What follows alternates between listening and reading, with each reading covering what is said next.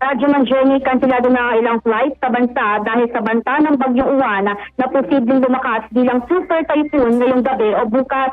Ayon sa Civil Aviation Authority of the Philippines o CAAP, nasa 50 flights ang kinansila. Kabilang narito ang 26 na biyahe para bukas, November 9. Biyaheng Manila-Kawayan, Kawayan to Manila, Manila to Tugigaraw, Tugigaraw to Manila, Manila-Verac, vice versa, napawang sa Cebu Pacific Air. Kabilang din na nagkansela ang Cebu na biyaheng Cebu to Masbate, Masbate to Cebu, Manila to Naga at Naga to Manila, Clark to Naga, vice versa. Clark to Masbate pabalik at Cebu Calbayog pabalik, maging itong Manila to Naga at Naga to Manila at Clark to Naga, Naga to Clark. Para naman sa Philippine Airlines, kansilado na rin ang biyaheng Clark to Basco, Basco to Clark, Manila to Lawag, Lawag to Manila, Manila to Kawayan, Kawayan to Manila, Manila to Tugigaraw at Tugigaraw to Manila. Kansilado rin itong Manila to Katarman, Katarman to Manila, Cebu to Calbayog, Calbayog to Cebu at Manila to Tugigaraw, Tugigaraw to Manila. Samantala, abot naman sa 17 na biyahe sa Parañaque Integrated Terminal Exchange o PITX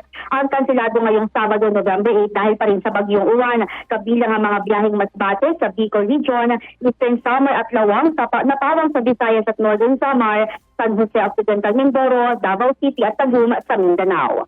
Kasama mo sa DZXL RMN Manila, Rajuman Chilam Prido, Tatak RMN.